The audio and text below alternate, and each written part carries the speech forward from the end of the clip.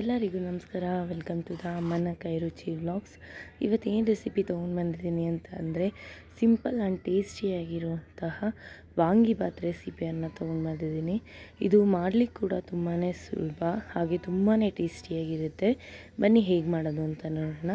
ನಾನು ಮೊದಲೇ 1.5 ಲೋಟ ಅಕ್ಕಿನ ಅನ್ನ ಮಾಡಿ ಅದನ್ನು ಆರ್ಲಿಕ್ಕೆ ಇಟ್ಟಿದ್ದೀನಿ. ಹಾಗೆ 1/4 kg ಬದನೆಕಾಯಿನ ಉದ್ದುದು ಕಟ್ ಮಾಡಿ ತೊಗೊಂಡಿದ್ದೀನಿ. ನೀವು ನಿಮ್ಗೆ ಎಷ್ಟು ಜನ ಇದ್ದರೆ ಅದ್ರ ಮೇಲೆ ತೊಗೊಳ್ಳಿ. ಮತ್ತು ಒಂದು ದೊಡ್ಡ ಗಾತ್ರದ ಈರುಳ್ಳಿನ ಸಣ್ಣಕ್ಕೆ ಹಚ್ಚಿದ್ದೀನಿ. ಒಂದು ದೊಡ್ಡ ಗಾತ್ರದ ಟೊಮೆಟೊ ಹಣ್ಣನ್ನು ಸಣ್ಣಕ್ಕೆ ಹಚ್ಚಿದ್ದೀನಿ. ಸ್ವಲ್ಪ ಹುಣಸೆ ರಸ, ಹಾಗೆ ಸ್ವಲ್ಪ ಒಣಮೆಣಸಿನ್ಕಾಯನ್ನು ಕೂಡ ಒಗ್ಗರಣೆಗೆ ತೊಗೊಂಡಿದ್ದೀನಿ. ಒಂದೆರಡು ಎಳೆಯಷ್ಟು ಕರಿಬೇವು ಸೊಪ್ಪು, ಹಾಗೆ ಇಲ್ಲಿ ನಾನು ಕಡಲೆ ಬೀಜನ ಸ್ವಲ್ಪ ಎಣ್ಣೆ ಹಾಕಿ ರೋಸ್ಟ್ ಮಾಡಿ ತೊಗೊಂಡಿದ್ದೀನಿ. ಹಾಗೆ ಕಡಲೆಬೇಳೆ. ಇದಿಷ್ಟು ಮಾಡಲಿಕ್ಕೆ ನಾನಿಲ್ಲಿ ವಾಂಗಿಬಾತ್ ಪೌಡ್ರನ್ನ ಮಿಕ್ಸ್ ಮಾಡಿದ್ದೀನಿ, ಸೊ ಅದನ್ನು ಲಾಸ್ಟಲ್ಲಿ ತೋರಿಸ್ತೀನಿ. ನೀವು ಈಗಲೇ ವಾಂಗಿಬಾತ್ ಪುಡಿನ ಕೂಡ ತೊಗೊಳ್ಳಿ. ಹಾಗೆ ರುಚಿಗೆ ತಕ್ಕಷ್ಟು ಉಪ್ಪು, ಮಾಡಲಿಕ್ಕೆ ಎಣ್ಣೆ. ಈಗ ಹೇಗೆ ಮಾಡೋದು ಅಂತ ನೋಡ್ಕೊಳ್ಳೋಣ ಬನ್ನಿ. ಮೊದಲು ಒಂದು ಗ್ಯಾಸ್ನ ಹಚ್ಕೊಂಡು ಗ್ಯಾಸ್ ಮೇಲೆ ಒಂದು ದೊಡ್ಡ ಬಾಣಲಿನ ಇಟ್ಕೊಳ್ಳಿ.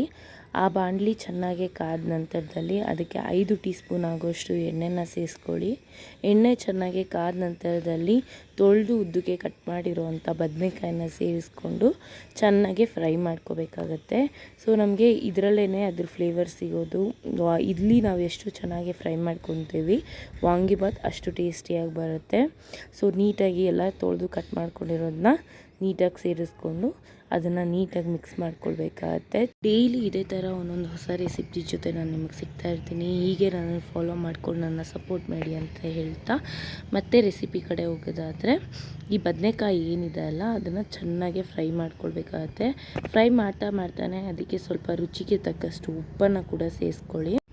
ಉಪ್ಪು ಹಾಕಿ ಆದಮೇಲೆ ಅದನ್ನು ನೀಟಾಗಿ ಒಂದು ಸಾರಿ ಮಿಕ್ಸ್ ಮಾಡ್ಕೊಂಬಿಡ್ಬೇಕಾಗತ್ತೆ. ಎಲ್ಲ ಕಡೆ ಉಪ್ಪು ನೀಟಾಗಿ ಸ್ಪ್ರೆಡ್ ಆಗಬೇಕು. ಈ ವಾಂಗಿಬಾತಿಗೆ ಬದನೆಕಾಯಲ್ಲಿ ಸಾಲ್ಟ್ ಅನ್ನೋದು ಇದರಿಂದನೇ ಸಿಗೋದು. ಮತ್ತು ಇದಕ್ಕೆ ಸಾಲ್ಟ್ ಹಾಕೋದಿಲ್ಲ ಬದನೆಕಾಯಿಗೆ. ಸೊ ಇದನ್ನು ಒಂದು ತಟ್ಟೆಗೆ ಟ್ರಾನ್ಸ್ಫರ್ ಮಾಡ್ಕೊಂಡಾದ್ಮೇಲೆ ಅದನ್ನು ಸೈಡ್ಗೆ ಎತ್ತಿಟ್ಕೊಳ್ಳಿ. ಸೈಡ್ಗೆ ಎತ್ತಿಟ್ಕೊಂಡಾದ್ಮೇಲೆ ಇವಾಗ ಅದೇ ಬಾಣಲಿಗೆ ನಾವು 1-2 ಚಮಚ ಆಗೋಷ್ಟು ಕಡಲೆಬೇಳೆನ ಸೇರಿಸ್ಕೊಂಡು ಅದು ಹೊಂಬಣ್ಣ ಬರೋವರೆಗೂ ಫ್ರೈ ಮಾಡ್ಕೊಳ್ಳೋಣ ನೀಟಾಗೆ. ಕಡಲೆಬೇಳೆ ಸ್ವಲ್ಪ ಕಲರ್ ಚೇಂಜ್ ಆಗೋವರೆಗೂ ನೀಟಾಗಿ ಅದನ್ನು ಫ್ರೈ ಮಾಡ್ಕೊಳ್ಳಿ. ಅದನ್ನು ಫ್ರೈ ಮಾಡ್ಕೊತಾ ಸ್ವಲ್ಪ ತಳ ಹಿಡಿತಾ ಇರುತ್ತೆ, ಯಾಕೆಂದರೆ ನಾವು ಬದನೆಕಾಯಿ ಹುರಿದಿರೋ ಬಾಣಲಿಗೆ ಹಾಕಿರೋದ್ರಿಂದಾಗಿ ಸ್ವಲ್ಪ ತಳ ಹಿಡಿಯೋ ಚಾನ್ಸಸ್ ಇರುತ್ತೆ. ನೀವು ಯಾರಾದರೂ ಬಿಗಿನರ್ಸ್ ಆಗಿದ್ದರೆ ಸ್ವಲ್ಪ ನೋಡಿಕೊಂಡು ಇಲ್ಲ ವಾಶ್ ಮಾಡಿಬಿಟ್ಟು ಆಮೇಲೆ ಮಾಡಿ. ಈಗ ನೀಟಾಗಿ ಕಡಲೆಬೇಳೆ ಬೆಂದಿದೆ. ಸೊ ಅದಕ್ಕೆ ನಾನು ಒಂದು ದೊಡ್ಡ ಗಾತ್ರದ ಈರುಳ್ಳಿ ಏನು ಸಣ್ಣಕ್ಕೆ ಹಚ್ಚಿದ್ದೆ ಅದನ್ನು ಕೂಡ ಸೇರಿಸ್ಕೊತಾ ಇದ್ದೀನಿ. ಸೇರಿಸ್ಕೊಂಡು ಇದನ್ನು ಕೂಡ ಕಲರ್ ಚೇಂಜ್ ಆಗೋವರೆಗೂ ನೀಟಾಗಿ ಫ್ರೈ ಮಾಡ್ಕೊಳ್ಬೇಕಾಗತ್ತೆ. ನೋಡಿ ಇವಾಗ ಕಲರ್ ಚೇಂಜ್ ಆಗಿದೆ. ಇದಕ್ಕೆ ನಾನು ಟೊಮೆಟೊ ಹಣ್ಣನ್ನು ಕೂಡ ಸೇರಿಸ್ಕೊತಾ ಇದ್ದೀನಿ.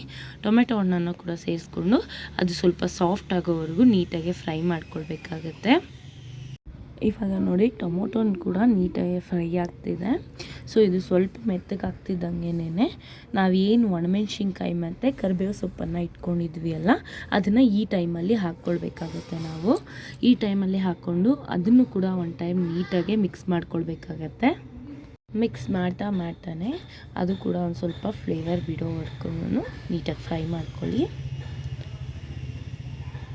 ಈಗ ನೋಡಿ ಇದೆಲ್ಲ ನೀಟಾಗಿ ಫ್ರೈ ಆಗಿದೆ. ಇದಕ್ಕೆ ನಾನಿವಾಗ ಆವಾಗಲೇ ಏನು ನಾನು ಬದನೆಕಾಯನ್ನು ಫ್ರೈ ಮಾಡಿ ಇಟ್ಕೊಂಡಿದ್ದೆ ಅಲ್ವಾ, ಈಗ ಅದನ್ನು ಇವಾಗ ಇದ್ರೊಳಗಡೆಗೆ ಸೇರಿಸ್ಕೊತಾ ಇದ್ದೀನಿ. ಸೇರಿಸ್ಕೊಂಡು ನೀಟಾಗಿ ಒಂದು ಸಾರಿ ಮಿಕ್ಸ್ ಮಾಡ್ಕೊಳ್ಬೇಕಾಗತ್ತೆ. ಹಾಕ್ಕೊಂಡೆಲ್ಲ ನೀಟಾಗಿ ಮಿಕ್ಸ್ ಮಾಡ್ಕೊಂಡಿದ್ದಾದಮೇಲೆ ಇದಕ್ಕೆ ನಾನಿವಾಗ ಹುಣಸೆ ರಸ ಏನು ಎತ್ತಿಟ್ಕೊಂಡಿದ್ದೆ ಆ ಹುಣಸೆ ರಸನ ಆ್ಯಡ್ ಮಾಡಿ ಒಂದು ಸಾರಿ ನೀಟಾಗಿ ಮಿಕ್ಸ್ ಮಾಡ್ಕೊಳ್ತೀನಿ. ಹುಣಸೆ ರಸ ಹಾಕಿದ ತಕ್ಷಣ ನೀಟಾಗಿ ಎಲ್ಲ ಕಡೆಗೂ ಒಂದು ರೀತಿ ಮಿಕ್ಸ್ ಮಾಡ್ಕೊಳ್ಬೇಕಾಗತ್ತೆ.